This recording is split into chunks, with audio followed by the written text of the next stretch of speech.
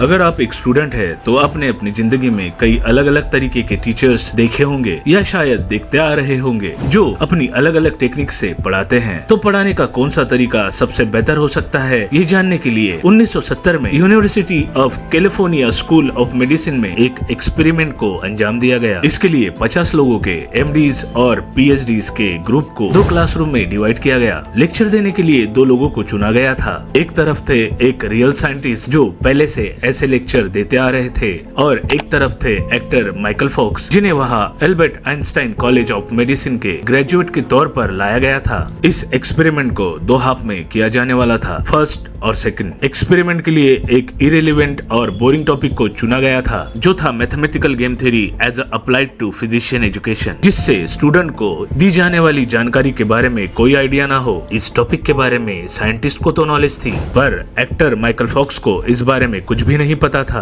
उन्हें इस लेक्चर को देने के लिए बस एक दिन की ट्रेनिंग दी गई थी। फर्स्ट हाफ में एक क्लासरूम में साइंटिस्ट को और दूसरे क्लासरूम में एक्टर माइकल फॉक्स को भेजा गया। दोनों को बताया गया कि उन्हें किसी भी एक्सप्रेशन को चेहरे पर न लाते हुए सीरियस तरीके से सभी को पढ़ाना है। दोनों ने वैसा ही किया। अब लेक्चर होने के बाद जब स्टूडेंट्स को लेक्चर से मिली इंफॉर्मेशन पर सवाल पूछे गए तो जिन स्टूडेंट ने साइंटिस्ट का लेक्चर अटेंड किया उन्होंने अच्छा परफॉर्म किया और बाकी जिन्होंने एक्टर का लेक्चर अटेंड किया वो अच्छा परफॉर्म नहीं कर पाए। सेकंड हाफ में साइंटिस्ट को दूसरे क्लासरूम में और एक्टर को पहले क्लासरूम में भेजा गया। इस बार दोनों को ये कहा गया कि उन्हें स्टूडेंट को थोड़ा एंथुसियाज्म और एक्सप्रेसिव वे में पढ़ाना है और बीच बीच में उनसे कुछ बातें भी करनी है। दोनों ने वैसा ही किया। याद रखिए कि इस बार फर्स्ट क्लासरूम वाले स्टूडेंट को एक्टर के पढ़ाने का तरीका और सेकंड क्लासरूम वालों को साइंटिस्ट के पढ़ाने का तरीका नहीं पता। दोनों लेक्चर्स के बाद फिर से क्विज ली गई। इस बार भी वैसा ही हुआ और इस बार स्टूडेंट्स को दोनों टीचर को रेटिंग देने के लिए कहा गया। तो सामने आया कि साइंटिस्ट और एक्टर दोनों को स्टूडेंट ने लगभग सेम ही रेटिंग दी, जो कि सच में हैरान कर देने वाला था